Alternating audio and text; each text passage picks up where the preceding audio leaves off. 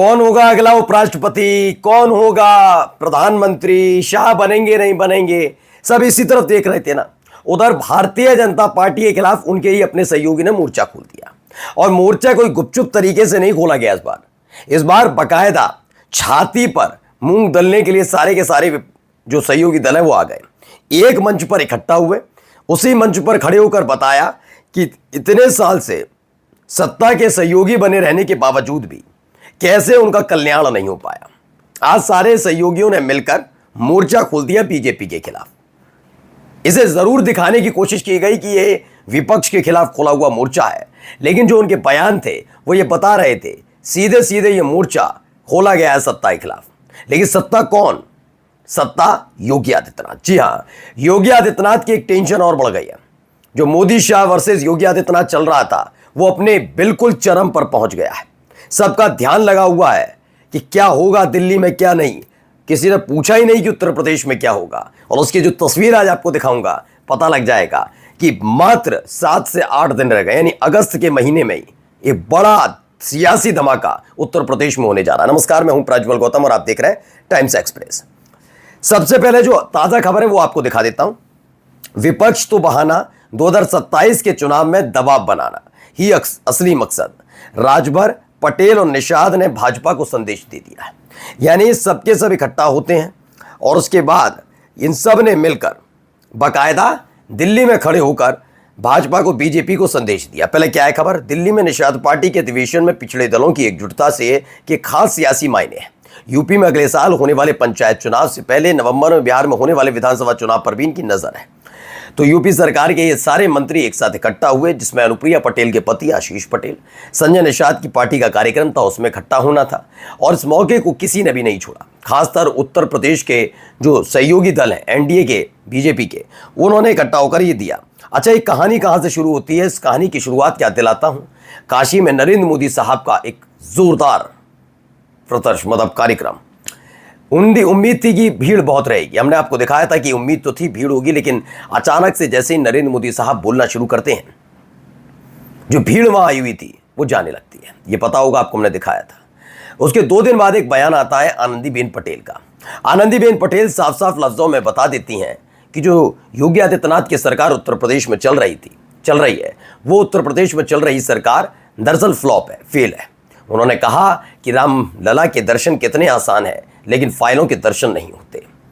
ये बताया जा रहा था कि कैसे योगी आदित्यनाथ सेंट्रलाइज रखना चाहते हैं अपने पास सारी चीज़ें, कैसे वो काम कर रहे हैं और राज्यपाल को कैसे दरकिनार कर रहे हैं, उन्हें अपमानित कर रहे हैं, उन तक फाइलें पहुंचने नहीं देते। ये एक बात निकलकर सामने आई। 36 का आंकड़ा बन चुका था, तभी तस्वीरें निकल कर आई। ये तस्वीरें देखते चलिए। इसमें कई विधायक आपस में मिलते हैं, हंसते हैं, मुस्कुराते हैं, बातचीत होती है। बातचीत क्या बताऊंगा। खास बात ये थी, इसमें सारे बीजेपी के विधायक तो थे ही थे, ठाकुर जाति से ताल्लुक रखने वाले। जो बागी विधायक हैं वो और निर्दलीय विधायक, जिसमें राजा भैया भी शामिल हैं, सब आते हैं। ये सारे एक ही जाति विशेष यानी ठाकुर जाति से ताल्लुक रखने वाले विधायक थे। 40 विधायकों ने बैठक कर डाली थी। आनंदीबेन पटेल के बयान के दूसरे या तीसरे दिन ये बैठक 11 अगस्त को हो जाती है। और जब सब इकट्ठा होते हैं, हड़कंप मच जाता है। जो सियासी संतुलन बना हुआ था उसको लेकर एक और बड़ी खबर आ जाती है।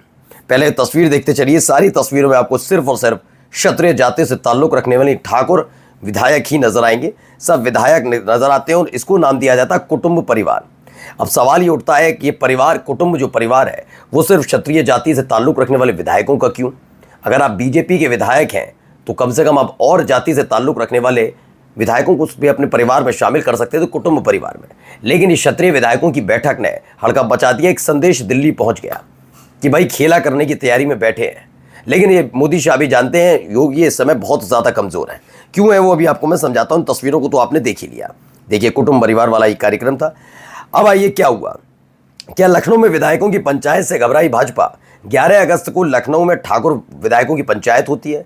उसके फौरन बाद ही 12 अगस्त को कुर्मी विधायकों की पंचायत हो जाती है। अब अलग अलग तरीके से एक काम हो रहा है। पहले 40 ठाकुर विधायक 11 अगस्त को मुलाकात करते हैं। उसके बाद कुर्मी विधायक 12 अगस्त को मुलाकात कर लेते हैं और एक पंचायत हो जाती है। इन सब के बाद एक और मुलाकात होती है। अब सोचिए, एक के बाद एक दौर लगातार बढ़ता जा रहा है।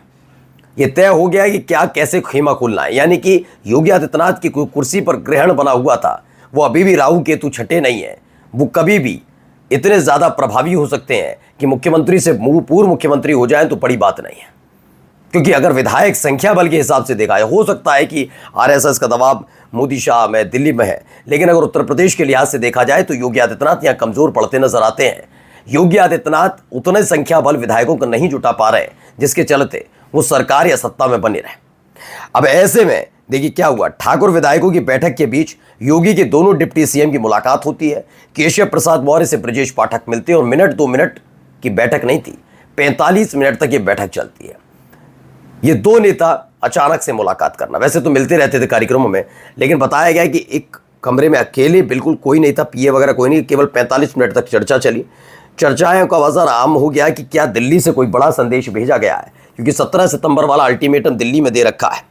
और उससे पहले खास बात यह है कि मोदी सिर्फ दिल्ली की सत्ता में नहीं, दिल्ली की सत्ता में शाह को बिठाना नहीं चाहते सिर्फ, बल्कि वो चाहते हैं कि वो सत्ता से जब बाहर भी हो तो कई प्रदेश जो हैं वो उनके इशारे पर ही काम करें।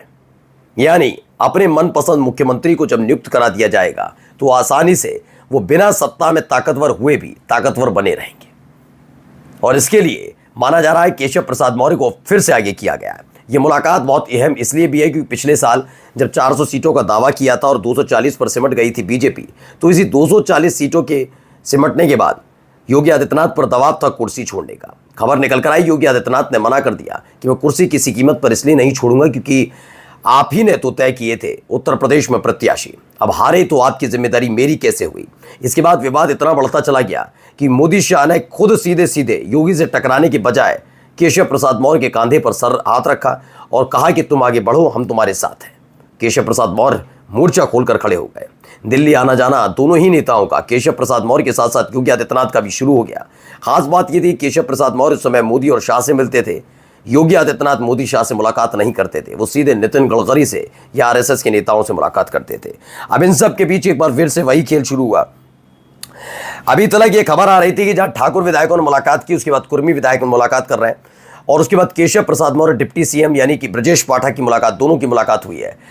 ये वैसा ही दौर बन गया है क्योंकि उस दौर भी हमें देखने को मिला, तब भी योगी आदित्यनाथ बिल्कुल अकेले पड़ गए थे। तब ओम प्रकाश राजभर, संजय निषाद और तो और अनुप्रिया पटेल की पार्टी ने भी योगी के खिलाफ मोर्चा खोल दिया था।